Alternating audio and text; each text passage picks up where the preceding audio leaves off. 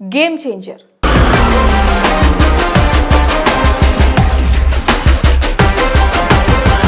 ఈ ఏడాది అతిపెద్ద సినిమాగా విడుదలైన కల్కి, పుష్ప 2 1000 కోట్ల కలెక్షన్ కొల్లగొట్టి మంచి విజయాన్ని రాబట్టాయి.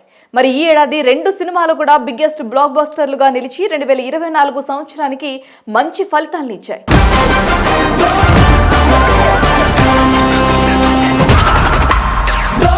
తదుపరి 2025 సంవత్సరం ప్రారంభమవుతోంది. మళ్ళీ సంక్రాంతి పండుగతో సినిమాల జోరు మొదలవ్వబోతోంది. అందులో మొదటిగా అతిపెద్ద ప్రాజెక్ట్ అయిన గేమ్ చేంజర్ 500 కోట్ల బడ్జెట్తో దర్శకుడు శంకర్ తెరకెక్కించారు.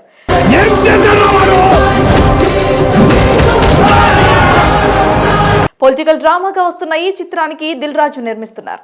కియారా అద్వానీ హీరోయిన్ గా అంజలి, శ్రీకాంత్, ఎస్జే సూర్య, సముద్రకని, జయరామ్ తదితరులు ముఖ్య పాత్రధారులుగా నటిస్తున్నారు. మరి ఈ సినిమా జనవరి 10వ తేదీ ప్రపంచవ్యాప్తంగా విడుదలవుతున్న క్రమంలో ప్రమోషన్స్ లో వేగం పెంచారు గేమ్ చేంజర్ చిత్ర బృందం. ఇందుకు గాను ఇప్పటికే విడుదల చేసిన టీజర్ 3 పాటలు అద్భుతమైన రెస్పాన్స్ సాధించాయి. అలాగే రాబోయే రోజుల్లో పాన్ ఇండియా లెవెల్లో ముఖ్య నగరాల్లో ప్రమోషన్స్ నిర్వహించేందుకు ఘనంగా ప్లాన్ చేస్తున్నారు. మరి ఈ విషయం పక్కన పెడితే తాజాగా ఈ సినిమాలో విలన్ పాత్ర చేస్తున్నటువంటి నటుడు శ్రీకాంత్ గేమ్ చేంజర్ గురించి పలు ఆసక్తికర విషయాలను ప్రముఖ పత్రికా మీడియాతో పంచుకున్నారు. ఈ సందర్భంగా శ్రీకాంత్ మాట్లాడుతూ, దిగ్గజ దర్శకులు శంకర్తో పనిచేయాలని ప్రతి ఒక్క ఆర్టిస్టుకు ఉంటుంది. కాగా శంకర్ గేమ్ చేంజర్ కథ తనకు ఫస్ట్ హాఫ్ చెప్పినప్పుడు ఈ పాత్రను తనకు ఎందుకు చెబుతున్నారా అని అనుకున్నానని, సెకండ్ హాఫ్ చెప్పిన తర్వాత ఈ పాత్రను ఖచ్చితంగా నేనే చేయాలని ఫిక్స్ అయ్యానని, ఆ పాత్ర అంత బాగుందని తెలిపారు. ఇక శంకర్ సార్ పనితనం గురించి కొత్తగా చెప్పాల్సిన పని లేదు. ఆయనకు ఓర్పు, సహనం చాలా ఎక్కువ.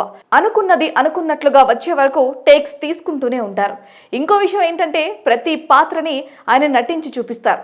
ప్రస్తుత జనరేషన్ ఎలివేషన్స్తో పాటు కథను చెబితే బాగా ఆదరిస్తున్నారు.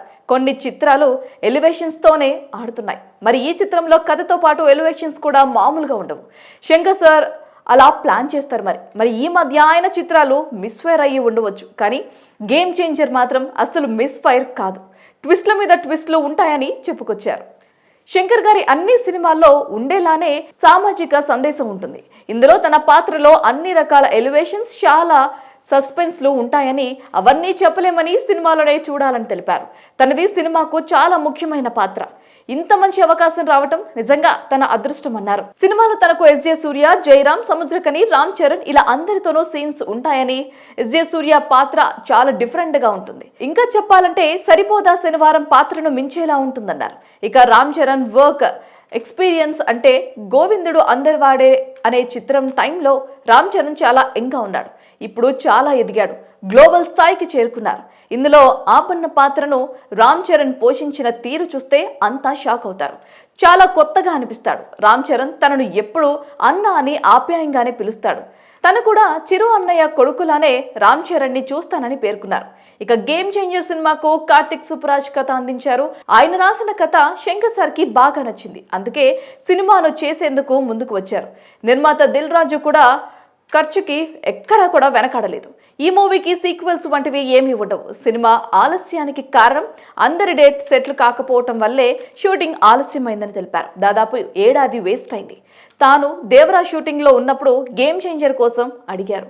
అలా అందరి డేట్లు సెట్ చేసుకుని షూటింగ్ చేసేసరికి ఆలస్యమైందని ఈ సందర్భంగా శ్రీకాంత్ తెలిపారు.